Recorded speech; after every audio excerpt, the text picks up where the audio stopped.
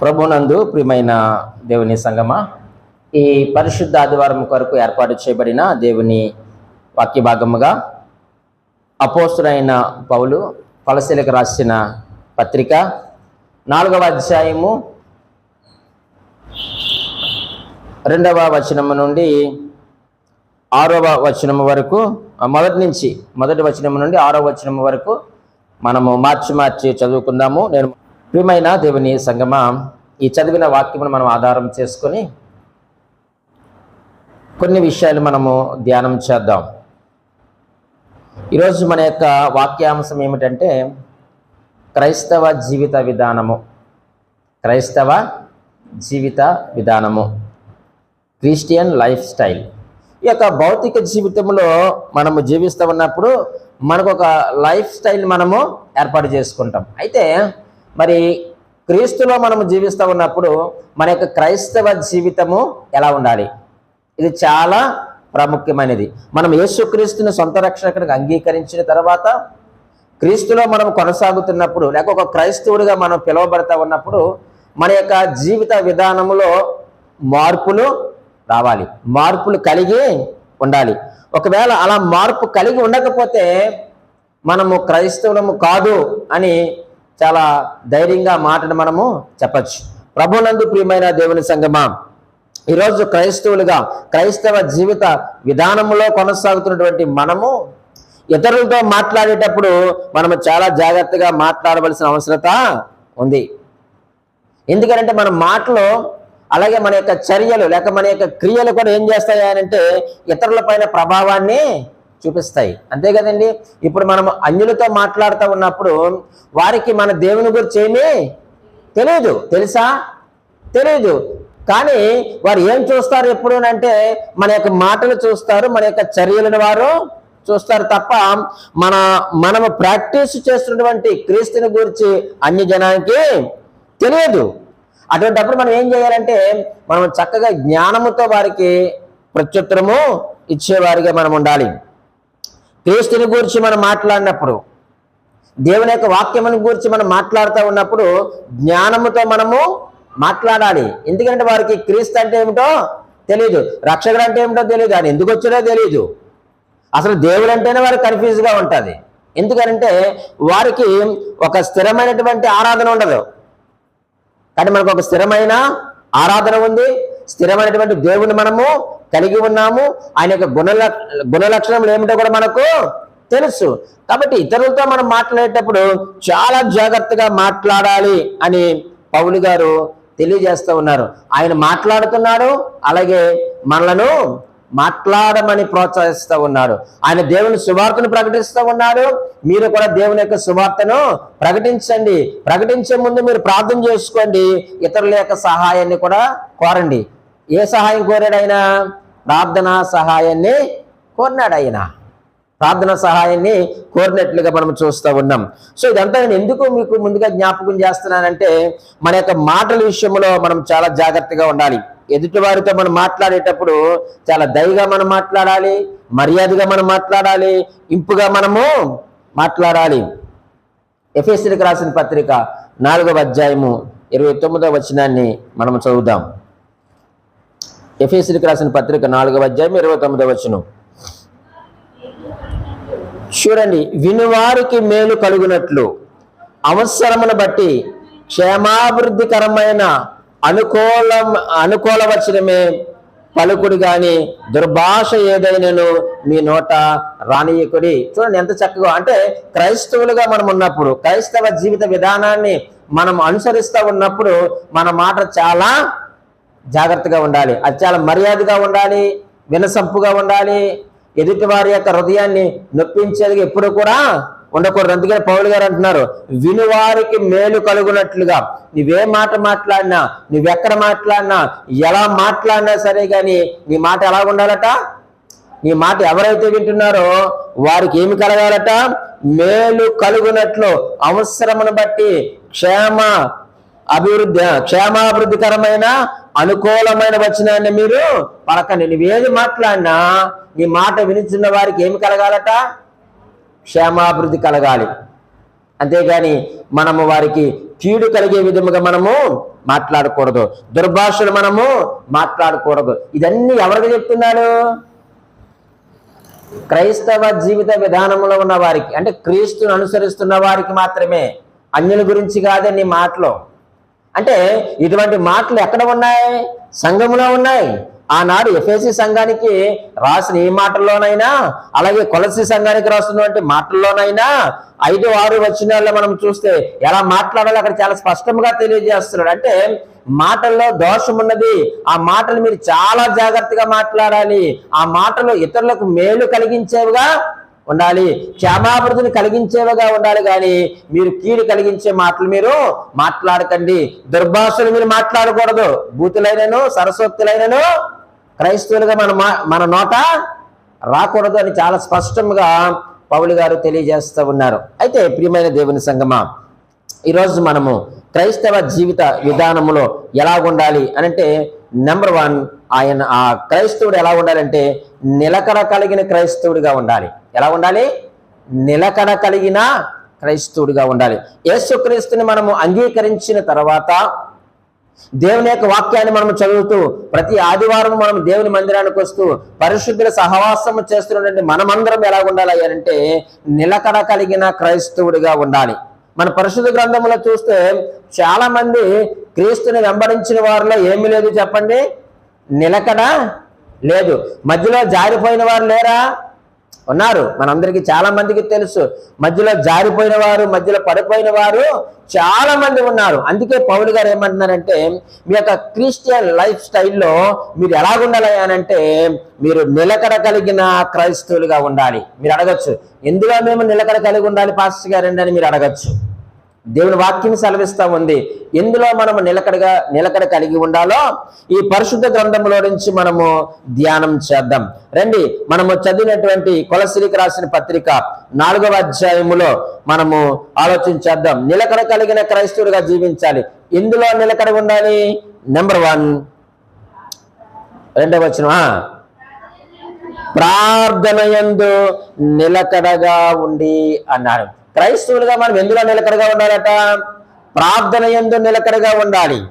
ప్రార్థన లేని జీవితము ప్రాణము లేని వ్యక్తితో సమానం అని చార్లెస్ స్పర్జన్ గారు చెప్పారు. ప్రార్థన లేని జీవితం ఎటువంటిదట? ప్రాణము లేనిటువంటి వ్యక్తితో సమానము. ప్రార్థన లేకపోతే మనం ఎవరట? చచ్చిన వారితో సమానము. ఎవరిని చచ్చిన వాడు అంటారంటే ఎవరైతే ఊపిరి తీసుకోరో వాడే చచ్చిన వాడు. అంతేకాని మనం అందరం ఎవరము? బ్రతుకున్న వారము. నువ్వు బ్రతుకున్నావంటే అర్థం ఏంటి? నువ్వు ఊపిరి తీసుకుంటున్నావని అర్థం. మరి ఈరోజు క్రైస్తవుడిగా నువ్వు బ్రతుకున్నావు అని అనడానికి రుజువేంటి? ప్రార్థనా జీవితము కలిగి ఉండాలి. ఆ యొక్క ప్రార్థన యందు నిలకడగా ఉండి అంటున్నాడు. నిలకడ అంటే అర్థం ఏమిటి? నిలకడ అంటే స్థిరముగా. నిలకడ అంటే స్థిరముగా, ఓపికతో. నిలకడ అంటే ఏంటండి? స్థిరముగా, ఓపికతో మనం ఏం చేయాలంటే ప్రార్థన చేయాలి. ప్రార్థన చేయాలి. ప్రార్థనలో తీవ్రత కలిగి ఉండాలి. ప్రార్థనలో పట్టుదల కలిగి ఉండాలి. ఈరోజు మన ప్రార్థనలన్నీ కూడా చాలా షార్ట్గా ఉంటాయి, చిన్న ప్రార్థనలు ఉంటాయి. మనకు ప్రార్థన అంటేనే ఓపిక చచ్చిపోతుంది. ఎక్కువ సమయం మనం ప్రార్థనలో ఉండడానికి ఇష్టపడం. ఒకవేళ ఎవరైనా సుదీర్ఘమైన ప్రార్థన చేస్తే మనం విసిగిపోతాం. కాబట్టి దేవుని వాక్యం ఏమి సెలవిస్తా ఉన్నాయంటే మీరు ప్రార్థన యందు నిలకడ కలిగి ఉండండి. క్రైస్తవ జీవిత విధానములు ఇది చాలా ప్రాముఖ్యమైనది.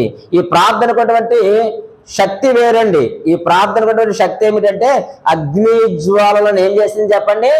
ఆర్పివేసింది. ఎక్కడ అగ్ని జ్వాలలు? షడ్రక్, మేషక్, అబేద్నెగో అను వారిని అగ్ని జ్వాలలో వేసినప్పటికీ కూడా ఆ యొక్క అగ్ని జ్వాలను ఆర్పివేసింది ఏది చెప్పండి? ప్రార్థన. ఆ యొక్క అగ్ని జ్వాలలను అణిచివేసింది.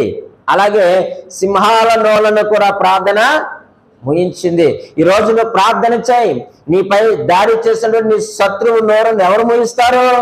ప్రార్థనే. నువ్వు చేసిన ప్రార్థన ద్వారానే ఆ యొక్క శత్రువు యొక్క నోరును దేవుడు ముయిస్తాడు. అగ్ని వంటి శ్రమలు నీకు వచ్చినప్పుడు ఆ యొక్క శ్రమలను తీసివేసేది ఎవరు చెప్పండి? ప్రార్థనే. మీరు యోబు గ్రంథం చదివినప్పుడు దేవుడు యోబు కుటుంబం చుట్టూ ఏం వేశాడట? కంచి వేశాడట. ఏ కంచి వేశాడు? ప్రార్థన అనేటువంటి కంచి వేశాడు. ఎవరు చేశారు ప్రార్థన? యోబు ప్రార్థన చేశాడు. యోబు దేవునికి దహన బలులు అర్పించాడు. ప్రార్థనలో నిలకడగా ఉన్నాడు కాబట్టి దేవుడు యోబు కుటుంబానికి కంచి వేశాడు. ఎవరో వచ్చి చెప్తేనే కానీ దేవుడు ఆ కంచి తీయలేదు. తీశాడండి? తీయలేదు. ఆ యొక్క సాతాను వచ్చి లేక అపవాది వచ్చి చెప్పినప్పుడు దేవుడు ఆ కంచిని తీసి శ్రమలు అనుమతించాడు. దేవుడు అనుమతించాడు శ్రమలు. ఈరోజు నువ్వు ప్రార్థన చేయగలిగితే, ప్రార్థనలో నువ్వు ఓపికగా ఉండగలిగితే, ప్రార్థనలో నువ్వు నిలకడగా ఉండగలిగితే, నువ్వు స్థిరంగా ఉండి నువ్వు ప్రార్థన చేయగలిగితే ప్రియమైన వాళ్ళారా, దేవుడు నీ చుట్టూ కంచెని వేస్తారు. ఎవరు నీ కుటుంబాన్ని టచ్ చేయలేరు, ఎవరు నిన్ను టచ్ చేయలేరు. మరలా నిన్ను ముట్టాలి అని అంటే దేవునికే నీ మీద అధికారం ఉంది. యోబు కుటుంబాన్ని అపవాది ముట్టడానికి దేవుడే అనుమతించాడు. దేవుడు ఆ కంచె తీస్తేనే కానీ అపవాదికి దిక్కులేదు యోబు దగ్గరికి వెళ్ళడానికి. మరి ఈ రోజు అపవాది మన దగ్గరికి ఎందుకు సునాయాసంగా వచ్చేస్తున్నాడు? ఎందుకు ఆ యొక్క దుష్ట ఆలోచన తలంపులు మనలోకి వచ్చేస్తున్నాయి? ఎందుకు ఆ యొక్క వ్యర్థమైన మాటలు దుర్భాషలు ఎందుకు వచ్చేస్తున్నాయి అంటే నీ నోటికి కంచె లేదు. ఏ కంచె లేదు? ప్రార్థనా కంచె లేదు. నీ ఆలోచనకు ప్రార్థనా కంచె లేదు. నీ తలంపులకు ప్రార్థనా కంచె లేదు. నీ ప్రవర్తనకు ప్రార్థనా కంచె లేదు. నీవెవరికి కూడా మేలు కలిగేటువంటి మాటలు మాట్లాడలేకపోతున్నావు, క్షేమాభివృద్ధికరమైన మాటలు మాట్లాడలేకపోతున్నావు అంటే నీ నాలుకేం లేదు చెప్పండి? ప్రార్థనా కంచె లేదు. నీవు నాలుగుతో నోటితో నువ్వు ప్రార్థన చేస్తే దుర్భాషలు ఎలాగొస్తాయి? చెడ్డ మాటలు ఎందుకు వస్తాయి? నువ్వు బైబిల్ చదివితే అబద్ధాలు ఎందుకు ఆడతాం మనం? అంతే కదండి.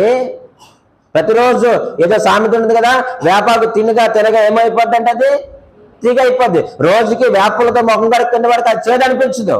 కొత్తగా ఎవరైనా కడిగితేనే అరే ఇంత చేతిని ఎలాగా అంటే వాడు ప్రతిరోజు దాన్ని అనుభవిస్తున్నాడు కాబట్టి చేదు అనిపించదు. ఈరోజు నువ్వు రోజు దేవుని యొక్క వాక్యాన్ని చదవగలిగితే, రోజు నువ్వు ప్రార్థన చేయగలిగితే ప్రియమైన వాళ్ళరా, అగ్ని వంటి శ్రమలు వచ్చినా, సింహముల మీదకు వచ్చినా సరే గాని వాటిని దేవుడు అణిచి వేయగలిగిన వాడు. ప్రార్థన యుద్ధాలను ఆపింది. ప్రార్థన సంఖ్యల నుంచి విడుదల కలిగించింది. ప్రార్థన నాశనము నుంచి ఏం చేసింది చెప్పండి? రక్షించగలిగింది. ఎన్నో పట్టణాలు, నగరాలను, మనుషులను ప్రార్థన చేసినప్పుడు ఆ నగరాలను ప్రార్థన ఏం చేసింది చెప్పండి? రక్షించింది. ఇంత కార్యాలు జరిగినప్పుడు ప్రార్థన ద్వారా ఈరోజు మరి మన కుటుంబాల్లో ఎందుకు జరుగుతలేదు ప్రార్థన ద్వారా అంటే నువ్వు ప్రార్థన చేస్తున్నావా? అంటే భర్తగా నువ్వే చేస్తున్నావా? లేకపోతే భార్యగా నువ్వే చేస్తున్నావా?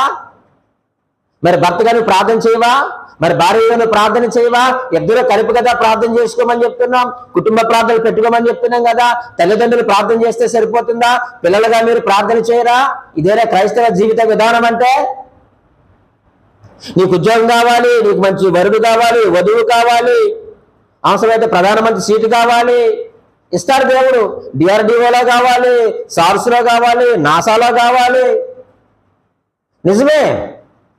కానీ ఇవన్నీ ఎలా సాధ్యం? నీకు ఆ ఉన్నతమైన స్థాయికి నువ్వు చేరాలంటే ఎలా సాధ్యం? నీ జ్ఞానమో, నీ చదువో, నీ డబ్బు ఇవేమీ కూడా నిన్ను నాసాలోకి ఉద్యోగానికి తీసుకుని వెళ్ళలేవు. దేవుని కృప లేకపోతే, దేవుని యొక్క సహాయం లేకపోతే కనీసం మనము గడప దాటి బయట కాలు పెట్టలేము. కనీసం ప్రైవేట్ ఉద్యోగం కూడా మనం చేయలేము. ఈరోజు ప్రార్థన యందు మీరు ఎలా ఉండాలట? నిలకడగా ఉండండి. నువ్వు రాసే ఏ ఎగ్జామ్ అయినా సరే, అది నీటా, సూటా, గేటా, ఈ సెట్టా, ఎం సెట్టా, నువ్వు ఏ సెట్ అన్నా పెట్టు, నువ్వు ప్రార్థన చేస్తే అన్ని సెట్ అయిపోతాయి. అన్ని సెట్లకి కారణభూతుడు ఆయన. మరి ప్రార్థనలో నిలకడత ఉందా? నిలకడ కలిగి మనం ఉండాలి. అది ఆ ప్రార్థన గురించి ఒక భక్తుడు ఏమంటాడంటే ప్రియమైన వాళ్ళరా, అది ఎన్నటికీ తరగని నిధి, అది ఎన్నటికీ ఖాళీ కాని గని. అది ఎన్నటికీ తరగని నిధి. ఏది? ప్రార్థన. అది ఎన్నటికీ ఖాళీ కాని గని. ఆ ప్రార్థన అది వేవేల ఆశీర్వాదాలకు మూలము అన్నాడు, కారణము అన్నాడు ఆయన. అది తరగని గని, తరగని నిధి, అది ఖాళీ కాని గని, అది వేవేల ఆశీర్వాదములకు మూలము. ఏది చెప్పండి? ప్రార్థన. ఈరోజు నీకు ఆశీర్వాదము కావాలా? ప్రార్థన చేయి, దేవుడు ఇస్తాడు. అది తరగని నిధి, ఖాళీ కాని గని. నువ్వెంతైనా తోడుకోవచ్చు, ఎంత తోడుకుంటావో తోడుకో, నువ్వు ఎన్ని మోటార్లు పెట్టి తోడతావో తోడు, నువ్వు ప్రార్థన చేయి, దేవుడు నీకు కావాలని సమస్తాన్ని కూడా ఆయన సమకూర్చేటువంటి దేవుడు. అయితే ఆ ప్రార్థన యందు నిలకడగా ఉండమన్నారు కదా పాస్టర్ గారు. ఎందుకు నిలకడగా ఉండాలి? అంతే కదండి, మీరు ప్రార్థనలో నిలకడగా ఉండమన్నారు. ఎందుకు నిలకడగా ఉండాలి? మత్తయి సువార్త మనకు తెలుసు 26వ అధ్యాయము 40-41 వచనములు ఏముందంటే, మీరు శోధనలో ప్రవేశించుకున్నట్లు మెలకువగా ఉండి ప్రార్థన చెయ్యండి. మీరు ఎందుకు ప్రార్థన యందు నిలకడగా ఉండాలి అని అంటే, మనము శోధనలో ప్రవేశించుకున్నట్లుగా చెప్పండి, మెలకువగా ఉండి మనము ప్రార్థన చెయ్యాలి. ఈరోజు మనం శోధనలకు లోనైపోతున్నాం. వ్యర్థమైన మాటలకు, వ్యర్థమైన తలంపులకు, వ్యర్థమైన క్రియలకు మనము లోనైపోతా ఉన్నాం. చెడ్డ క్రియలు మనం ఎందుకు చేస్తున్నాం? ఎందుకు మనం ఇతరులకు మనము ఎందుకు హాని కలిగిస్తున్నాం అని అంటే, మనము ప్రార్థనలో నిలకడగా లేము. మనం శోధనలో పడిపోతున్నాం, శోధకుడికి మనము లోనైపోతున్నాం. కారణం ఏమిటంటే ప్రార్థనా శక్తి మనలో లేకపోవడం వలనే. అపోస్తలుడైన పౌలు రోమీయులకు రాసిన పత్రికలో 8వ అధ్యాయము 13వ వచనములో ఈ మంచి మాటను మనం చూద్దామండి. 13వ వచనములో, మీరు శరీరానుసారముగా ప్రవర్తించిన ఎడల చావవలసిన వారే ఇందురు గాని ఆత్మచేత శారీర క్రియలను చంపిన ఎడల జీవించెదరు అన్నాడు. మన యొక్క శరీరముతో మనం ఏం చేయాలంటే పోరాటము చేయాలి. శోధనలో పడిపోకుండా మనం పోరాటం చేయాలి. మనం శోధనలో పడిపోకుండా ఉండాలి అంటే మనము ఆధ్యాత్మిక పోరాటములో నిమగ్నమై ఉండాలి. ఏది ఆధ్యాత్మిక పోరాటము? ప్రార్థనే. ఆధ్యాత్మిక పోరాటం ఏమిటండి? ప్రార్థన. నువ్వు ప్రార్థన చేస్తే నీవు శోధనలో నువ్వు పడిపోవు. అది తరగని నిధి, ఖాళీ కాని గని ప్రార్థన. ఈరోజు ప్రార్థన చాలా ప్రాముఖ్యమైనది. అందుకే నేను మాటి మాటికి నేను కుటుంబ ప్రార్థన ఎందుకని నేను మాట్లాడతానంటే, దేవుడు ఇంతగా మమ్మల్ని హెచ్చించడానికి, ఈ స్థాయిలోకి తీసుకొని రావడానికి మొదటి కారణం ఏంటో చెప్పమంటారా? కుటుంబ ప్రార్థన. ఏ సమయమైనా ఎప్పుడైనా మీరు కుటుంబ ప్రార్థన పెట్టుకోండి. అమ్మా నువ్వు పెట్టుకో, నేను బయటికి వెళ్ళి వస్తాను, నానా నువ్వు పెట్టుకో, నేను బయటికి వెళ్ళి వస్తాను, ఇలాంటి మాటలు ఉండకూడదు కుటుంబ ప్రార్థనలో. ఈ రోజు ఒక టైం 8, 9, ఏదో ఒక టైం మీరు ఖచ్చితంగా పెట్టండి. మీ పిల్లలు ఉంచండి. మీరు అలా చేయండి, మా భర్త గారి డ్యూటీ, ఒకవేళ వారు వెళ్ళనివ్వండి, వారి డ్యూటీకి వెళ్ళనివ్వండి. నువ్వు ఏం చేస్తావు? భార్య ఇంటి దగ్గర నీ పిల్లలు పెట్టుకొని కాలక్షేపం చేస్తారా? టైంపాస్లు చేస్తారా? అరే ఒక పాట పాడుకొని, ఒక అధ్యాయం చదువుకొని ఇద్దరు ప్రార్థన చేసుకోలేరా? లేకపోతే ముగ్గురు ప్రార్థన చేసుకోలేరా? అలా చేసుకోలేకపోతే మరి మనము ఎలాగా క్రైస్తవ జీవితం మనం జీవిస్తున్నాం? మీరు శోధనలో ప్రవేశించుకున్నట్లు ప్రార్థన చేయండి. మెలకువగా ఉండి మీరు ప్రార్థన చేయండి. అయితే దేవునికి ఎటువంటి ప్రార్థన కావాలి? దేవునికి ఎటువంటి ప్రార్థన కావాలి చూద్దామా? ఎటువంటి ప్రార్థన చూడండి. అపోస్తుల కార్యములు 4వ అధ్యాయము 31వ వచనం. అపోస్తుల కార్యములు 4వ అధ్యాయము 31వ వచనం చదువుతారా? వారు ప్రార్థన చేయగానే వారు కూడి ఉన్న చోటు కంపించెను. అప్పుడు వారందరూ పరిశుద్ధాత్మతో నిండిన వారై దేవుని వాక్యమును ధైర్యముగా బోధించిరి. దేవునికి ఎటువంటి ప్రార్థన కావాలి అంటే శక్తివంతమైన ప్రార్థన కావాలి. ఎంత చక్కని మాట అండి. వారు ప్రార్థన చేయగానే వారు కూడి ఉన్న చోటు ఏమి చేశాను? కంపించెను. ఈరోజు నువ్వు ప్రార్థన చేస్తే ఏం కంపిస్తుంది చెప్పండి? నీ హృదయం అదురుతుందా? పోనీ నువ్వు ప్రార్థన చేస్తున్నప్పుడు నీ యొక్క అపరాధం ఏమిటో నీకు కనిపిస్తుందా నీ హృదయంలో? నువ్వు ప్రార్థన చేస్తున్నప్పుడు నీ యొక్క హృదయం అటువంటి అపవిత్రత అదురుతుందా? నీ హృదయం అదరాలి. మొదట భూమి అదరవసరం లేదు, ఎవరో అదరవసరం లేదు. నువ్వు ప్రార్థన చేస్తే మొదట నా హృదయం ఏమవ్వాలి? అదరాలి. అమ్మో ప్రార్థన చేస్తున్నారు, ఇక్కడ నీ హృదయంలో నేను ఉండలేనని ఏమైపోవాలి? మాట్లాడరే. మనం వదలడానికి ఇష్టపడం. మనం ప్రార్థన చేయడానికి నీ నోరు బాగుగా తెరువు. దేవుని మాటలు మాట్లాడడానికి నువ్వు నోరు తెరువు. దేవుని వాక్యాన్ని చదవడానికి నువ్వు నోరు తెరిస్తే నీ హృదయం అదురుతుంది. ఎప్పుడు అదురుతుంది? మన హృదయం ఎప్పుడు అదురుతుంది అంటే దేవునిగా కాకుండా మరొకరికి మనం చోటు ఇచ్చినప్పుడు అదురుతుంది. అంతే కదండి. ప్రార్థనకి ఎవరు భయపడతారు? దేవుడు భయపడతారా? ప్రార్థనకి దేవదూతలు భయపడతారా? ఎవరు భయపడతారు? అపవాది భయపడతారు, వారి యొక్క క్రియలు భయపడతాయి. కాబట్టి దేవునికి ఎటువంటి ప్రార్థన కావాలి అనంటే శక్తివంతమైన ప్రార్థన కావాలి. రెండవదిగా ఎటువంటి ప్రార్థన కావాలో చూడండి. అపోస్తలుల కార్యములు 12వ అధ్యాయము 5వ వచనం. పేతురు చెరసాలలో ఉంచబడెను, సంఘమైతే అతని కొరకు అత్యాశక్తితో దేవునికి ప్రార్థన చేయుచుండెను. దేవునికి ఎటువంటి ప్రార్థన కావాలి అంటే రెండవదిగా అత్యాశక్తితో ప్రార్థన చేసేవారు కావాలి. ఈరోజు నీ కుటుంబంలో ఏదైనా బంధకం కావచ్చు, ఏదైనా సమస్య కావచ్చు, దాని కొరకు నువ్వు ఎలా ప్రార్థన చేయాలి? అత్యాశక్తితో ప్రార్థన చేయాలి. అసలు ఆసక్తి ఏది మనకు ప్రార్థన చేయడానికి? ఆసక్తి ఉంటే అత్యాశక్తి వస్తుంది మనకు. ఇక మనం చూస్తే వారు శక్తివంతమైన ప్రార్థన చేశారు. వారు ప్రార్థన చేయగా భూమి వణికెను, అదరెను అనే మాట మనం చూస్తున్నాం. ఇక్కడ మనం చూస్తే 12వ అధ్యాయంలో పేతురు చెరసాల్లో ఉన్నప్పుడు సంఘం అయితే ఎలా ప్రార్థన చేసిందట? అత్యాశక్తితో ప్రార్థన చేసినప్పుడు ఆ ప్రార్థన దేవుని యొక్క సింహాసనంలో కదిలించింది. దేవుని ప్రార్థన విన్నాడు. విని దేవుని యొక్క దూతను ఈ భూమి మీదకి పంపించాడు, చెరసాల్లోకి పంపించాడు, వారికి విడుదలనిచ్చారు దేవుడు. మరి ఈరోజు దేవుడు నీకు విడుదల ఎవరా? అది ఏ విషయంలోనైనా సరే దేవుడు నీకు ఎందుకు విడుదల ఇస్తలేదు అంటే నీవు నేను కూడా అత్యాశక్తితో మనం ప్రార్థన చేస్తా లేదు. ఒక్క అంశం కొరకే నువ్వు దేవుని గోజాడు ప్రార్థన చేయి. అనేక అంశాలు పెట్టక నువ్వు నీ అవసరం ఏదో ఉంది నీకు తెలుసు, అది దేవునికి కూడా తెలుసు. అయితే ఆ యొక్క ఒక్క అంశాన్ని పెట్టి ప్రభు దగ్గర నువ్వు ప్రార్థన చేయి, దేవుడు ఖచ్చితంగా కార్యం నెరవేరుస్తున్నాడు. తర్వాత ఇంకొక అంశాన్ని పెట్టు.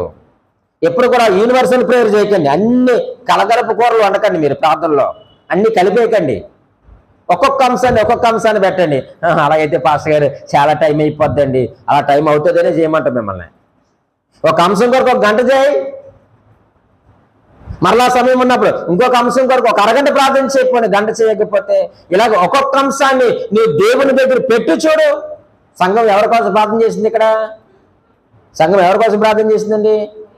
పేతురు గారి కోసం మాత్రమే ప్రార్థన చేసింది అక్కడ. మరి దేవుడు విన్నాడా లేదా? విని పేతురు గారిని విడిపించాడా లేదా? విడిపించాడు. ఈరోజు నీ కుటుంబంలో ఏ సమస్య అయినా, ప్రియ సహోదరి సహోదరుడా, ఏదైనా కావచ్చు, నీ చదువు, ఉద్యోగము, గర్భఫలము, వివాహము, కుటుంబ సమస్యలు, ఆర్థికపరమైన సమస్యలు, నీ భర్త మారు మనసు పొందకపోవడం, నీ భార్య మారు మనసు పొందకపోవడం, నీ పిల్లల్ని మాట వినకపోవడం, ప్రభు పాదాల దగ్గర పెట్టండి. ఆయనకు అసాధ్యమైనది ఏది కూడా లేదు. కాబట్టి మీరు ప్రార్థన యందు నిలకడగా ఉండండి. ఎందుకు నిలకడగా ఉండాలి? శోధనలో ప్రవేశించుకునేటట్లు మీరు మెలకువగా ఉండి ప్రార్థన చేయండి. అయితే దేవునికి ఎటువంటి ప్రార్థన కావాలి అంటే 1 శక్తివంతమైన ప్రార్థన, 2 అత్యాశక్తితో కూడిన ప్రార్థన. అయితే ఇంత ప్రార్థన కోసం మనం మాట్లాడుతూ ఉన్నప్పుడు మనకు మాదిరైనటువంటి యేసుక్రీస్తు వారు ఆయన ఎలాంటి ప్రార్థన చేశాడు అది కూడా మనకు తెలియాలి. ఆయన చూడండి ఎలాంటి ప్రార్థన చేశాడో. యోహాను సువార్త చదువుదామా? 11వ అధ్యాయము 41వ వచనాన్ని చూడండి.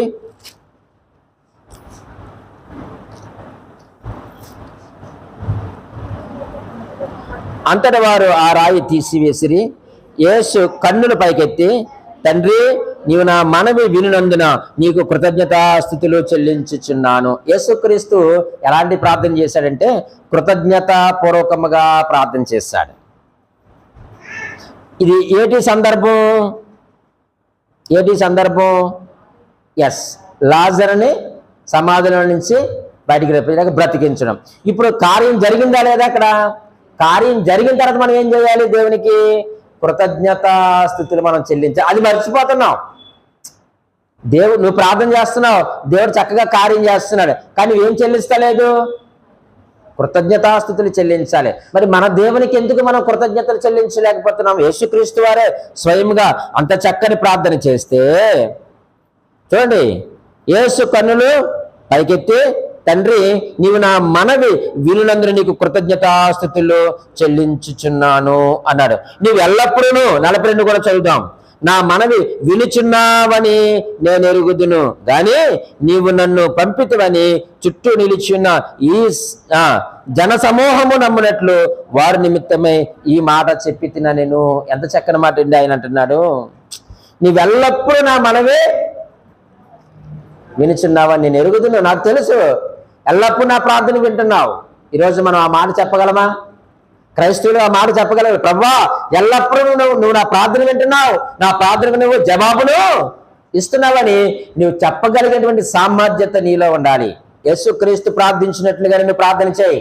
ఆయన కృతజ్ఞతాపూర్వకముగా ప్రార్థన చేస్తాడు. మరొక మాట విజ్ఞాపకం చేస్తాను చూడండి, ఆయన ఎలా ప్రార్థన చేశాడో. 22వ అధ్యాయము లూకాసు సువార్త 22వ అధ్యాయము 44వ వచనం. ఆయన వేదన పడి మరంత ఆతురముగా ప్రార్థన చేయగా ఆయన చెమట నేలపడుచున్న గొప్ప రక్త బిందువు వలె ఆయను.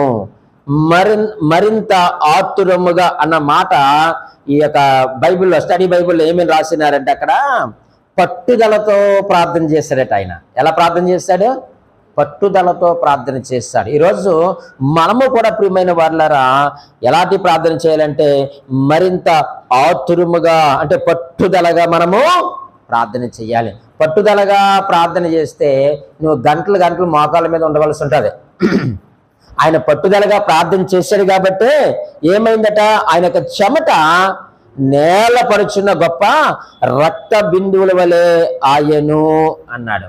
నీవు పట్టుదలతో ప్రార్థన చేస్తే నీ మోకాళ్ళ బొబ్బు కడతాయి, నీ మోకాలు వాస్తాయి. నీవు కృతజ్ఞతాపూర్వకంగా నువ్వు ప్రార్థన చేస్తే నీ మోకాలు ఏమైపోతాయి చెప్పండి? బొబ్బు కట్టాలి. ఒకవేళ మనకి రక్తం చెమటగా కారకపోవచ్చు కానీ పట్టుదలతో నువ్వు ప్రార్థన చేస్తే నీ మోకాళ్ళ దగ్గర ఏమొచ్చేస్తాయి చెప్పండి? ఇంటికి వెళ్ళిన తర్వాత మీరు ఒకసారి మీ మోకాలు చెక్ చేసుకుని ఇంటికి వెళ్ళాక, అప్పుడు కాదు. అసలు మచ్చ కానీ ఆనవాళ్ళు కానీ ఏమైనా ఉందా మీ మోకాళ్ళకు? అలా లేకపోతే మనలో ఆతృత లేదు, కృతజ్ఞత లేదు. ఇంకొక మాట కూడా చూద్దాం ఆయన ఎలా ప్రార్థన చేశాడో. హెబ్రీయులకు రాసిన పత్రిక 5వ అధ్యాయము 7వ వచనం. ఇవన్నీ మనకు తెలిసిన మాటలే. చూడండి 5వ అధ్యాయం 7వ వచనంలో, శరీరధారి అయి ఉన్న దినములలో మహారోదనముతోనూ కన్నీళ్లతోనూ తన్ను మరణము నుంచి రక్షింపగలవానికి ప్రార్థనలను యాచనలను సమర్పించి భయభక్తులు కలిగి ఉన్నందున ఆయన అంగీకరింపబడిన. మూడవదిగా మనం ఆలోచన చేస్తే ఆయన కన్నీళ్లతో ప్రార్థన చేశాడు. మొదటిది కృతజ్ఞతాపూర్వకంగా ప్రార్థన చేశాడు, రెండవదిగా పట్టుదలతో ప్రార్థన చేశాడు, మూడవదిగా కన్నీళ్లతో ప్రార్థన చేశాడు. ఈ మాట మీకు జ్ఞాపకం చేస్తున్నానంటే మీ పిల్లల చదువుకి ఒక ట్రిక్ ఏంటో చెప్పమంటారా? నువ్వేం చదవాలనుకుంటున్నావో, ఏ ఎగ్జామ్ రాయాలనుకుంటున్నావో ఒక పేపర్ మీద రాసి పట్టుకొని ప్రార్థించే దేవుని దగ్గర. ఏ ఉద్యోగమైనా సరే, నువ్వు చేయాలనుకున్న ఉద్యోగం, నేను అదే చెప్పాను, కలగలపు కూరలు ఉండొద్దు దేవుని దగ్గరని. కలగలపు కూరలో వనకండి. ఈ ఉద్యోగం ఆ ఉద్యోగం అన్ని ఉద్యోగాలు ఇచ్చేస్తే నువ్వు ఎక్కడ చేయగలవు చెప్పు? ఒకవేళ పొరపాటు దేవుడు నీకు ఇచ్చేసాడు అనుకోండి, అంటే పొరపాటు కాదు కానీ దేవుడు నీకు ఇచ్చేసాడు అనుకోండి, ఏం చేస్తారు చెప్పండి? అన్ని ఉద్యోగాలు న్యాయం చేయగలమా? ఒకవేళ చేయకపోతే మనం దేవుని మాటను ఏం చేసిన వాళ్ళు అవుతాం? ధిక్కరించిన వారు అవుతాం కదా.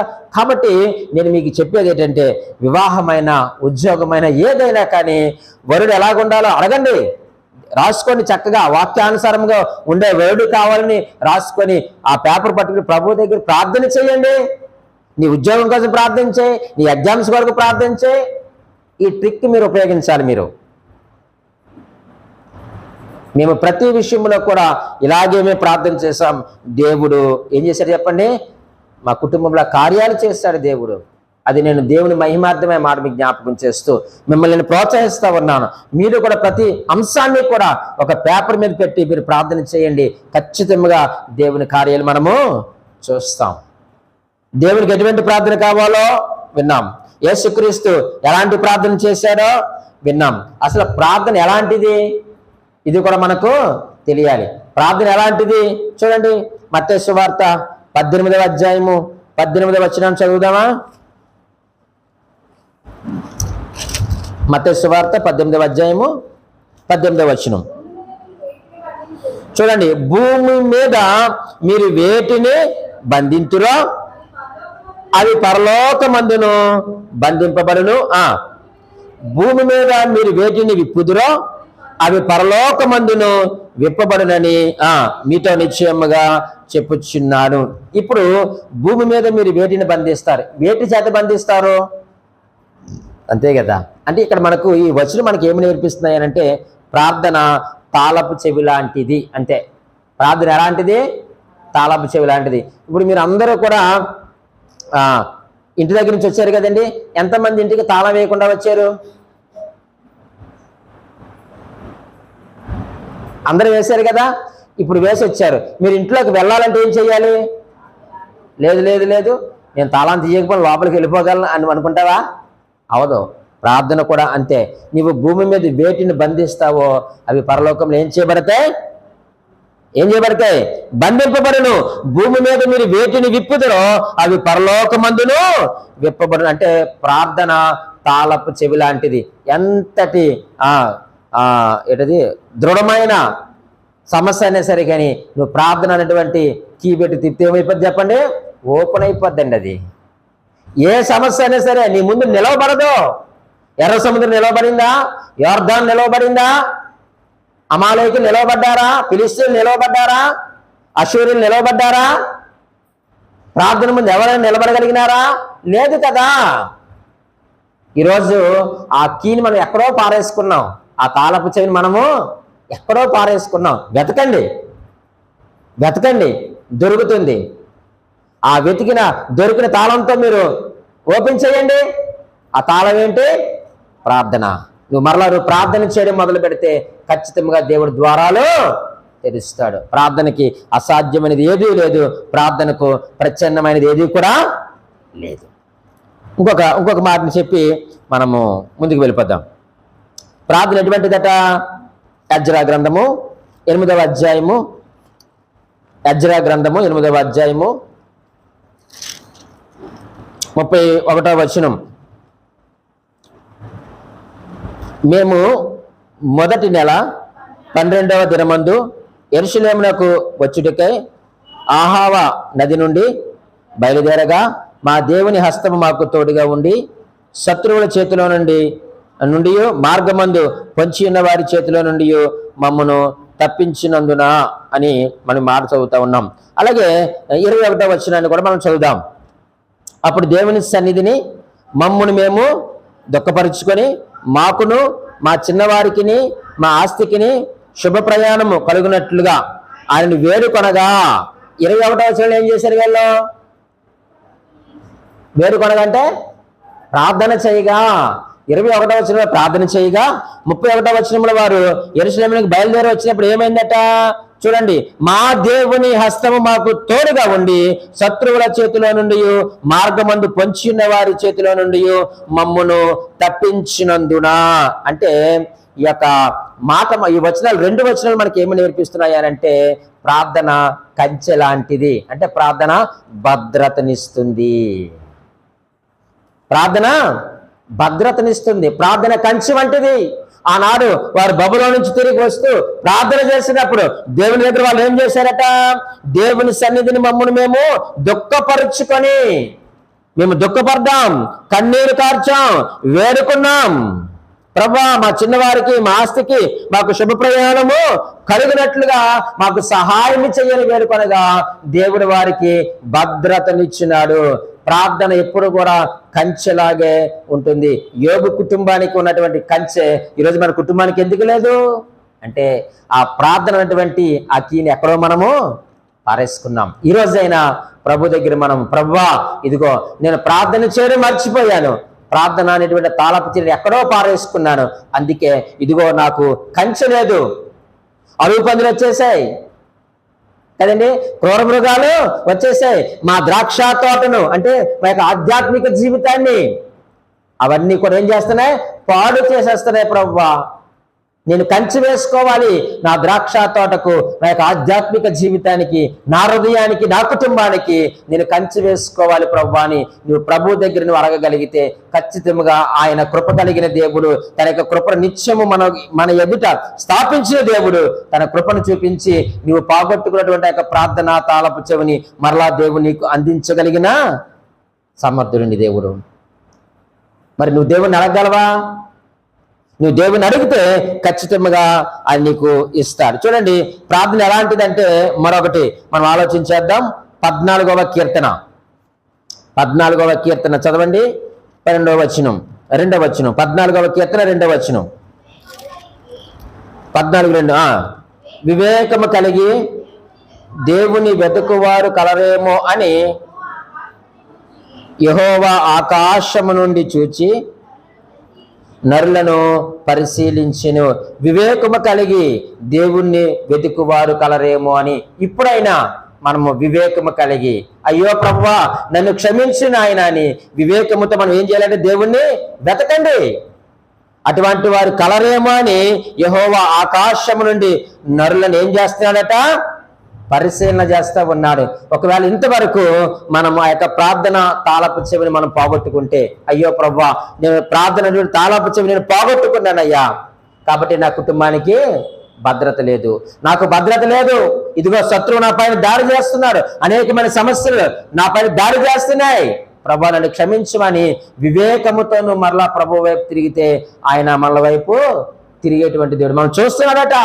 అటువంటి వారు కలరేమో అని, అంటే ఇంత వాక్యం విన్న తర్వాత అటువంటి వారు ఎవరైనా ఉన్నారేమోనని దేవుడు సియోను ప్రార్థనా మందిరం వైపు చూస్తున్నాడు. మరి నువ్వు ఆయన వైపు తిరుగుతావా? ప్రసంగి గ్రంథం ప్రకారముగా ఈ భూమి క్రింద ఆకాశం క్రింద ఉన్న సమస్తము కూడా ఏంటండి చెప్పాలి, వ్యర్థమేనంటారా? ఇంకా వ్యర్థమే చెప్పండి, వ్యర్థమా కాదా? అయితే మీరు చేసే ప్రార్థన కూడా వ్యర్థమే, మీరు చేసే కృతజ్ఞతలు కూడా వ్యర్థమే, మీరు చేసే ఆరాధన కూడా వ్యర్థమేనా? ఏదైనా వ్యర్థం కావచ్చు కాక, కానీ నువ్వు దేవునికి చేసే ప్రార్థన ఆరాధన ఇవి అన్నటికీ వ్యర్థం కాదు. అంటే అక్కడ సొలొమోను చెప్పిన సందర్భం వేరు, కానీ వాక్యాన్ని మనం ధ్యానిస్తూ ఉన్నప్పుడు సూర్యుని క్రింద నువ్వు దేవుని కొరకు పడే ప్రయాస ఎప్పటికీ కూడా అది వ్యర్థం కాదు, అది నిత్యము నిలిచేది. అర్థమైందా? క్రైస్తవ జీవితం అంటే ఏంటో. క్రైస్తవ జీవితం అంటే ఏంటి చెప్పండి? నిలకడ కలిగిన జీవితం. ఎందులో నిలకడ ఉండాలి? ప్రార్థనలో నిలకడ ఉండాలి. ఎందుకు ప్రార్థనలో నిలకడ ఉండాలి అంటే, శోధనలో ప్రవేశించుకున్నట్లు మీరు ప్రార్థనలో నిలకడగా ఉండండి అని మనం ఆలోచన చేస్తూ, అందులో దేవునికి ఎటువంటి ప్రార్థన ఇష్టం అంటే శక్తివంతమైన ప్రార్థన, అత్యాశక్తితో చేసిన ప్రార్థన ఇష్టము. యేసుక్రీస్తు ఎలాంటి ప్రార్థన చేశాడు? కృతజ్ఞతా స్తుతులతో కూడిన ప్రార్థన చేశాడు, పట్టుదలతో ప్రార్థన చేశాడు, కన్నీటితో ప్రార్థన చేస్తాడు. అసలు ప్రార్థన ఎలాంటిది? ప్రార్థన తాళపు చెవి లాంటిది, ప్రార్థన కంచె లాంటిది. మరి ఈ ప్రార్థన సూర్యుని క్రింద నువ్వు చేస్తే ఎలాగే అర్థమవుతుంది? ఎప్పటికది వ్యర్థం కాదు. ఆ ప్రార్థన నిత్యము నిలిచేది, నీ నా బ్రతుకులను మార్చేది దేవుని ప్రార్థన. దేవుడి మాటలు దీవించి ఆశీర్వదించును గాక.